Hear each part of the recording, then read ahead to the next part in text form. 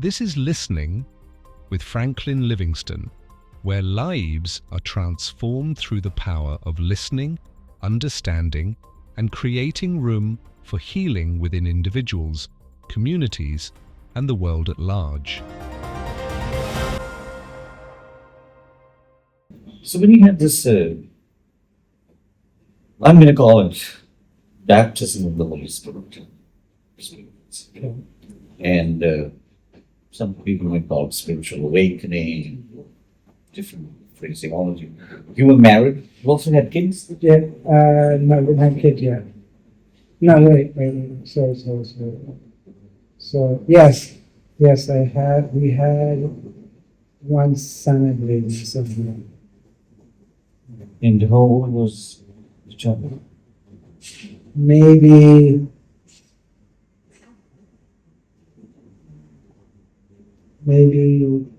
so if it was 21, 27, maybe 3 or 4 years old. Right. Yeah. And your transformation, did it help you become a different kind of father, say, if you were not transformed? I think so.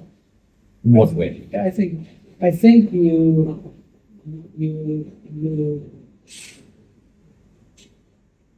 want to be the father that is responsible, that wants to protect. You're not like okay, so I have a kid. Life just continues to go on. I still play video games. I still can do this. I can still go to the bars. I can still whatever it might be, right? Now I have a responsibility. And with some people, and I think maybe it happened with me, you realize you have this person in your life now. And this person, I remember my son when he was born. And I was like, it's just amazing that another human being, right, is born, right? And it was a boy, right? I mean, it was a boy or girl, no problem, but it was a boy, right? And it's named after me, too, And you want to be responsible. You want to be a good traveler. I don't know, does that just come natural that you want to be a good dad to your kids?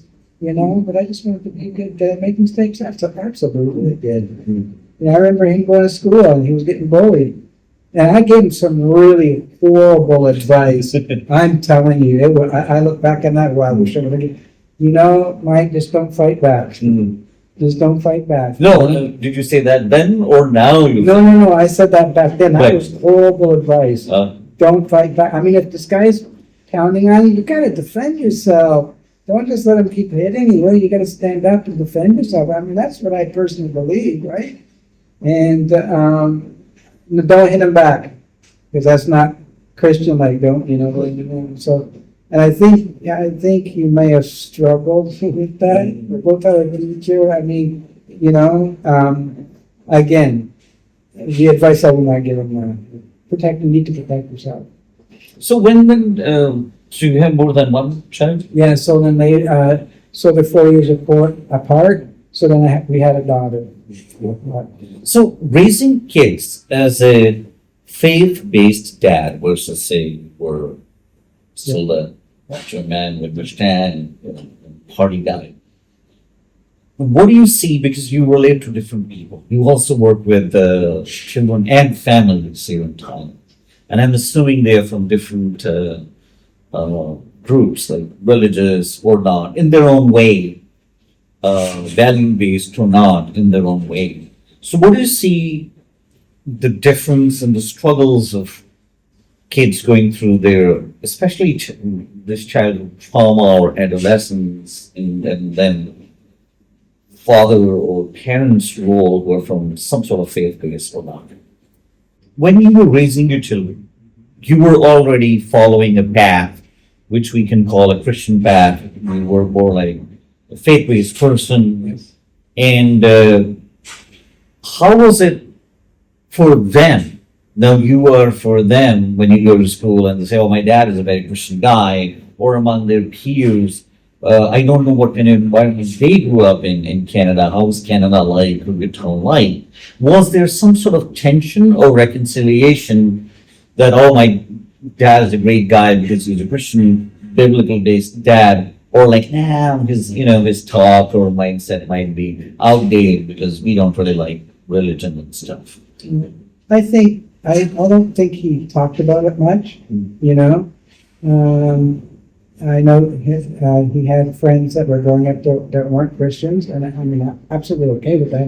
Nothing wrong with that at all. Sure. You know, but I don't think he really talked too much. I think he internalized a lot of things, you know, for whatever reason. My son's more of an introvert, my daughter's more of an extrovert. And I think he was, I can honestly say that in my younger years as being a faith-based man, is I don't know how much influence I had on him. You know, I don't know. Again, you know, he was more of quiet. You know, my daughter was different. You know, she was more of the extrovert. But I don't think they were going to school saying, "Yeah, my parents are Christians, you know, and I'm a Christian." I don't think they're doing that. I think they kind of kept it low key. And then maybe when they came to the house to friends, and then you know maybe some of the discussions that we had, or praying before eating, maybe that was when maybe their friends saw the first thing, right? You know. And did you kids follow the faith?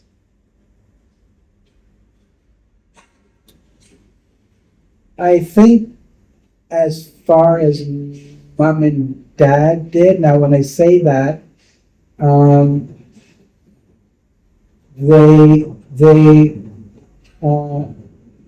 would go to church because they would have to go to church with us. They would go to events with us, or people would come over. We'd go to certain people's houses that were Christian, right? But in their years when they were able to make their own type of decision, I don't think they followed it as closely as parents would like to see them. So now with my wife Daisy, who met, they're close with Daisy. They were close with Daisy. They love Daisy. And we would like to see them following Jesus more faithfully. You know, we have great kids. We both have great relationships. Me and my son's relationship is basically, "Hey Mike," because I message him every once in a while, you know, from here, obviously. "Hey Mike, how you doing? Thinking about you today. Hope you're having fun. How's work going? Good. Everything okay? Yep."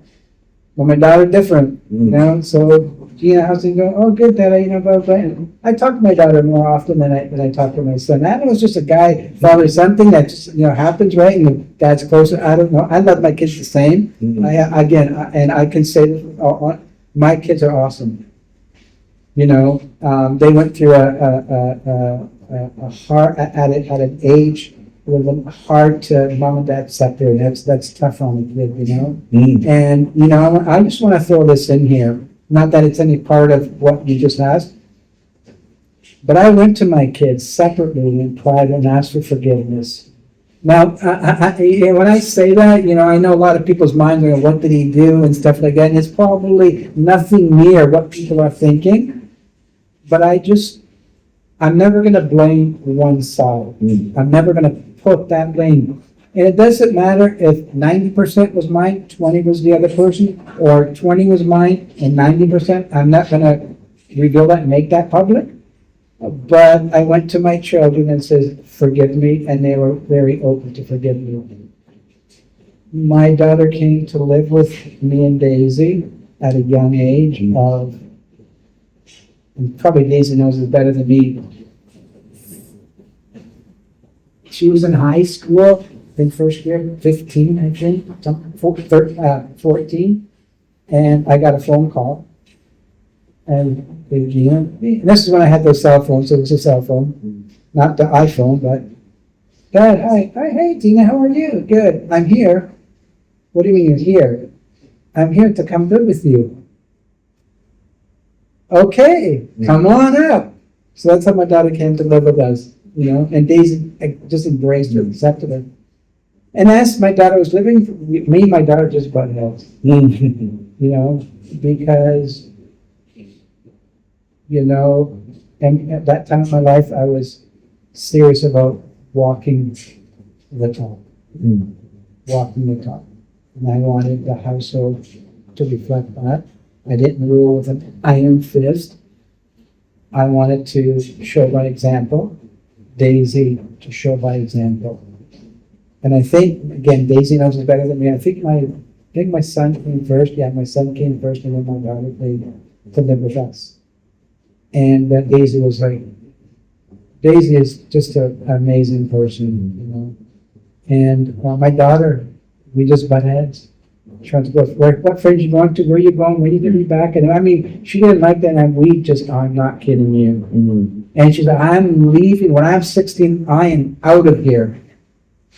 And when she was 16, she was out. We didn't kick her out, she left. And that was a dagger in my heart. I tell you, that was tough, you know. But over the years, when she was gone, God just showed her the reality of life. And it's not all about just having fun, that you went and got a job, you know, and she never did come back and live with us. But the relationship, and today, Franklin, I'm telling you, we have a really good relationship. My daughter confides in me, asks advice, and I talk to her often, and we really just got this amazing relationship. My daughter, I mean, she something she told me that just, when I hung up, just made me cry. Like, even now, it's like, Dad, you say you're Christian, and I see that in you. I see that in you. What a thing to hear from your kids, you know? I see that in you. You know, and even my son, before we came to town, we had a fundraiser. My son, my daughter couldn't go. She was in the U.S. or I forget. And you pay to come say something, you know. And again, we had a bunch of different events going on. And my son, I was surprised, right? And he came up.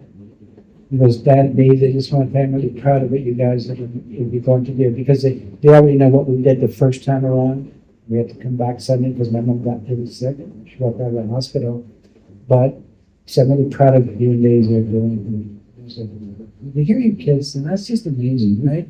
You know, you're leaving, you don't get to see them, as often, and I tell them, you guys are a big part of this. Because like you guys release us too. You're not holding it as a grudge. You know, you're saying, yeah, Dad and Daisy, go. Yeah, do what you believe that God is calling you to do. We're behind you. You know, and that means a lot. You know, that really means a lot. Because we don't get those times to go visit at Christmas and birthdays. And when my grandson has a birthday and stuff like that. You know, we don't get those opportunities to come and go back in Canada and tell them. So you miss those things, but they're okay. And that really means a lot.